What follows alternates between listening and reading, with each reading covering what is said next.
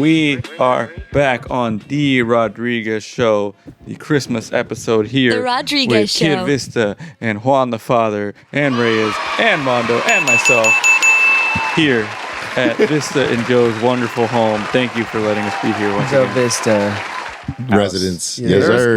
We'll work on that. Appreciate it. You ever think about like how I'm Kid Vista and you're Juan the Father? like that's pretty wild.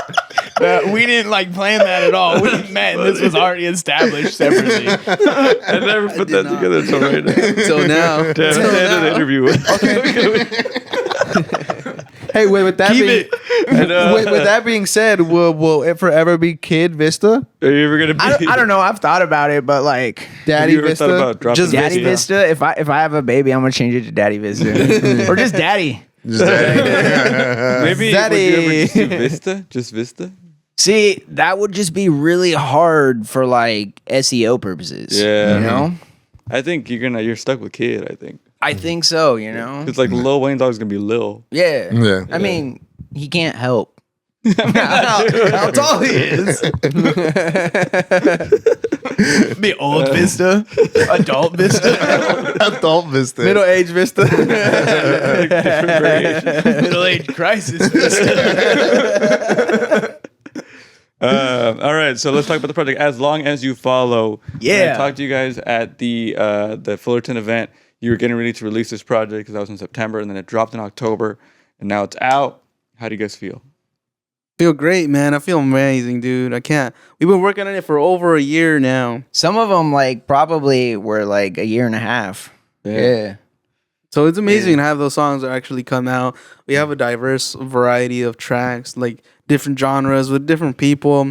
A lot of female artists that I really like. You know, I was really- pushing for more women on this project, to be honest. Yeah, And like, I feel like we hit more than I would on typical projects, yeah, but still not as much as I maybe would have wanted to. And just like, I feel like sometimes guys just rap about the same shit, you know? no, it's true. I feel like that too. It's like and there's less of Like, how much is a Doechii feature? That's what I want to know. Doechie's dope.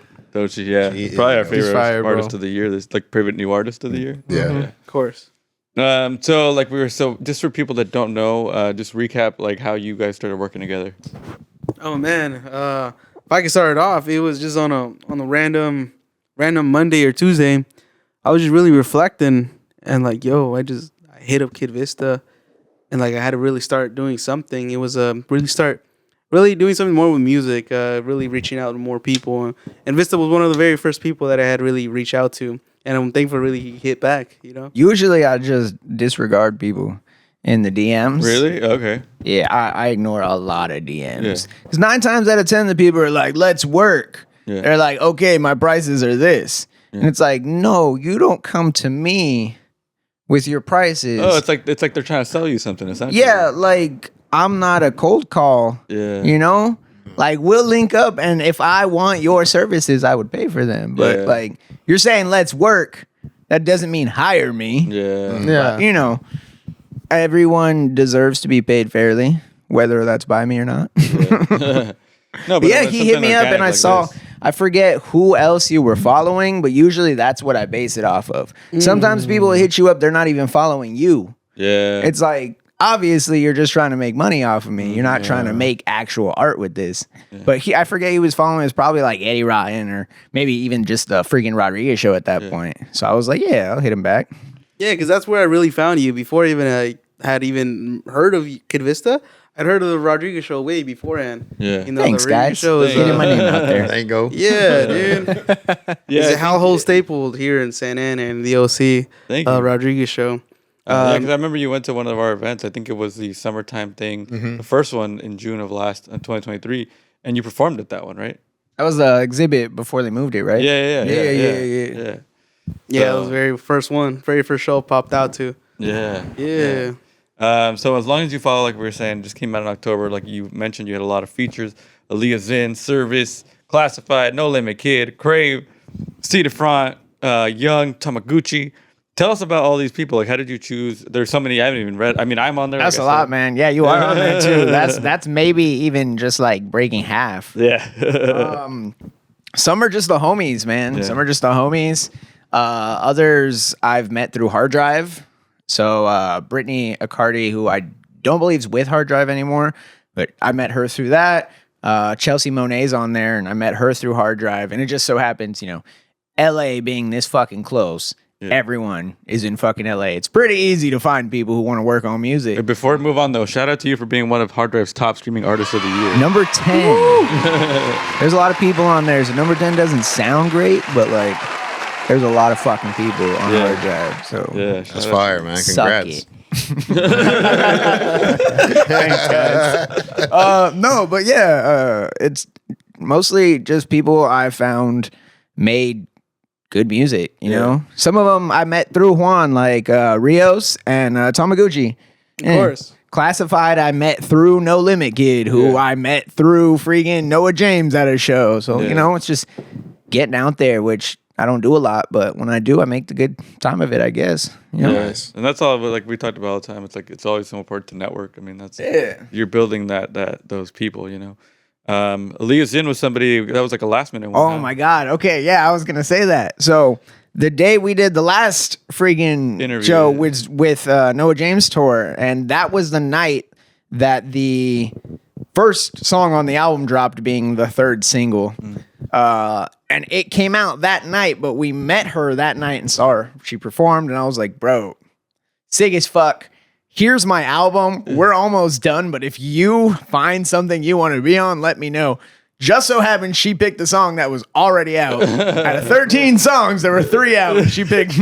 But I was like, nah, fuck it. That's pretty cool. Because like sometimes I know on the 8 on Its Side, the EP, we dropped it on Bandcamp first, and the song Lil Man was just me. But once it hit DSPs, we had Set Front on there too. It's cool to have those little like small differences, but I feel like she brought something that really upped the song a lot. Yeah. Like she killed that verse. Yeah, that was great. Yeah, I mean, and like you said, like it was just so cool that it happened like right so last minute. But it makes it special when like, okay, I heard it as a single. Am I gonna be excited about it again? Oh yeah, if there's something new in it. Like Yeah. I love when people do that.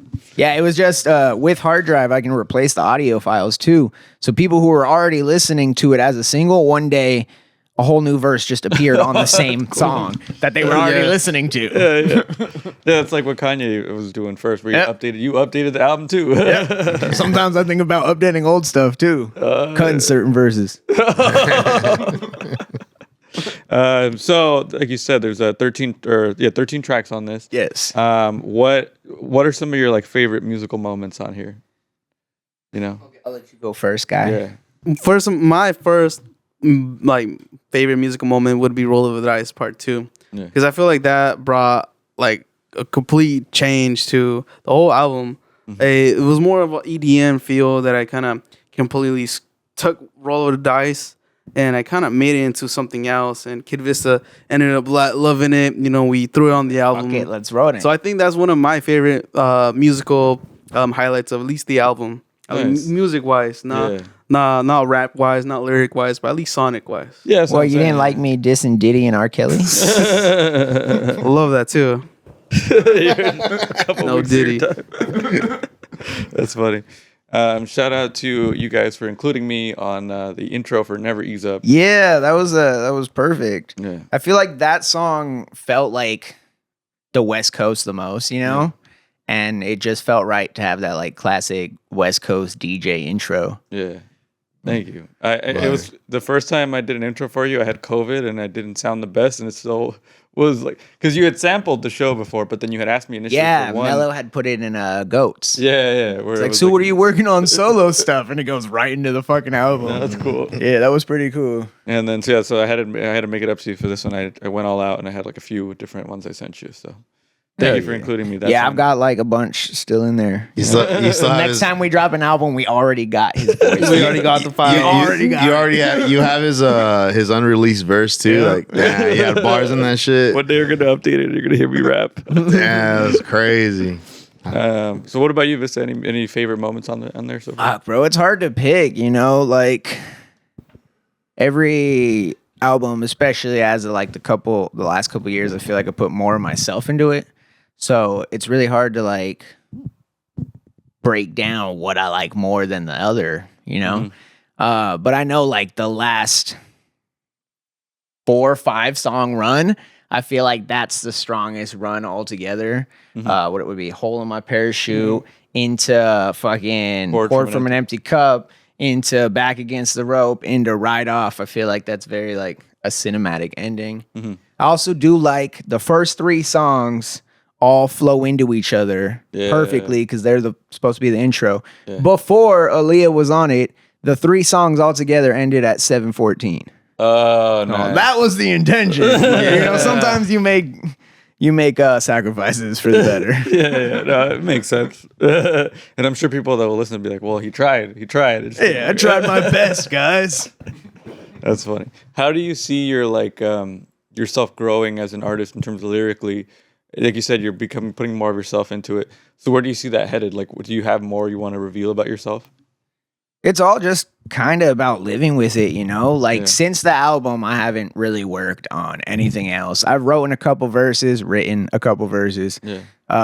and there, some of his beats. We're, like, planning out a next project, but I don't want to rush it too much. Yeah. Kind of want, like, to roll out the album we have better, because we just dropped it, posted it a little bit, but we need some videos. But, you know, it's kind of just about living, you know?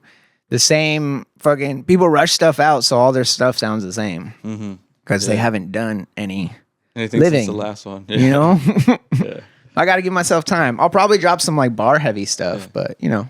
Well, it's good to hear you say that stuff because I mean, as much as you put out like, quality stuff, I've always known you. I was like, all right, I already working on this, and this is coming. This is maybe it's good to just slow down a little bit. Yeah, that's what I was thinking too. I feel like.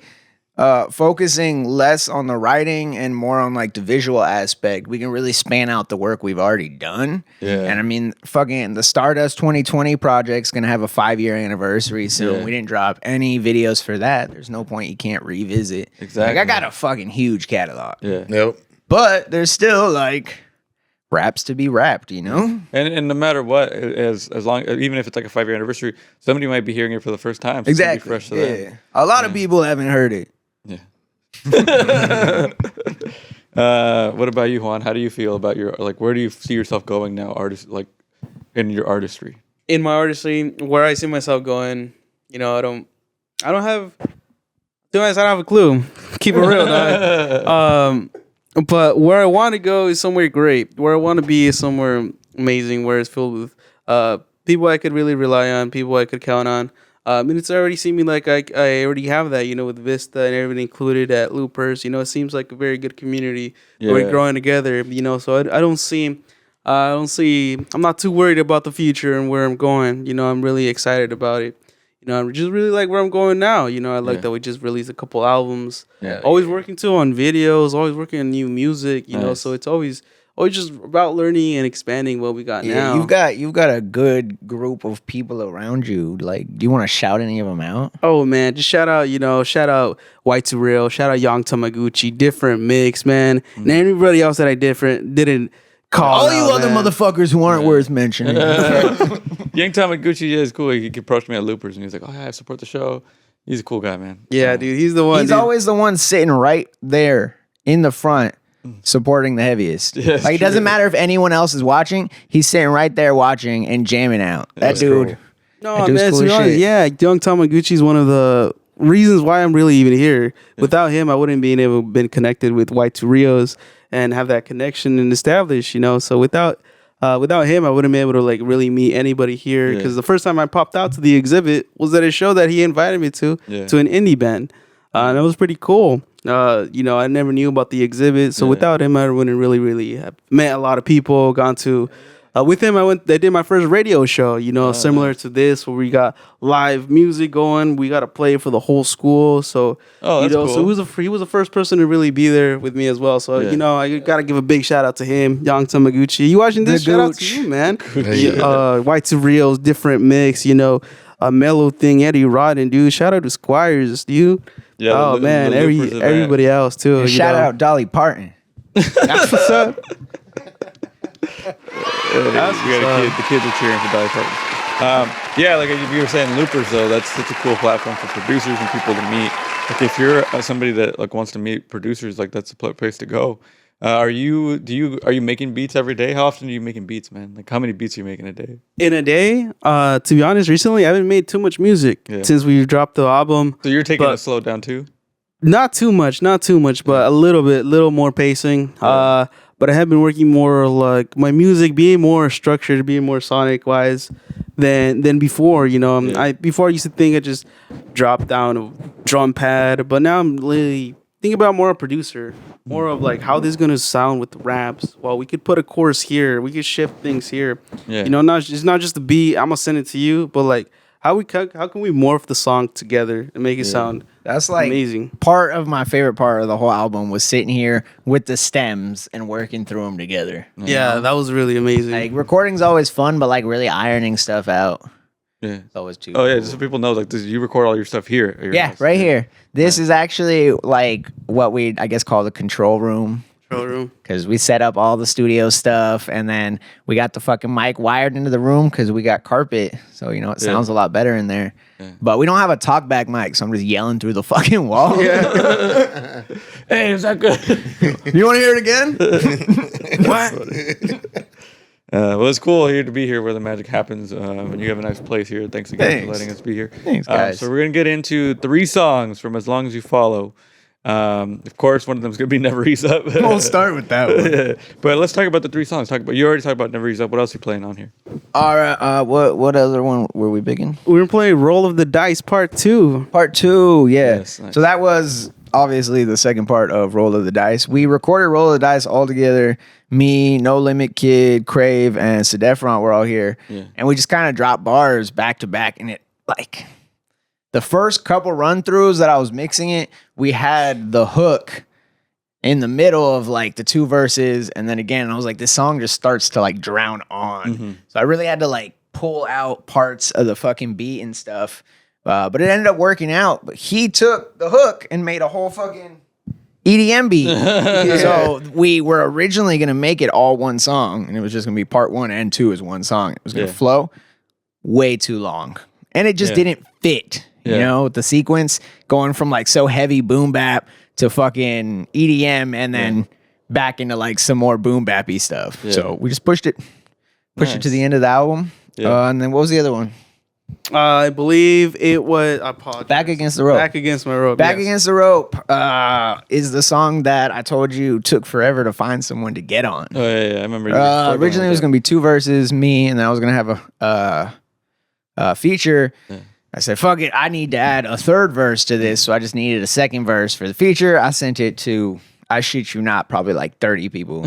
And like half of them were like, yeah, I'm with it, and then just never came through. Yeah. But the homegirl Chelsea, she pulled up here, she laid her fucking verse down and killed it. I think you were here for that. Yeah, you were here for that. Here. And that was fire. She really put it together. The first time we performed it was at the Noah James show, and the crowd fucked with it.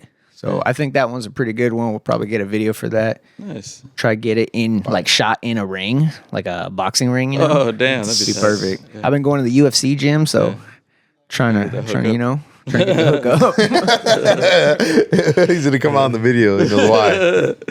All right, guys. So we're gonna play 3 songs from As Long As You Follow right now on The Rodriguez Show. The Rodriguez Show. The Rodriguez Show. Nice.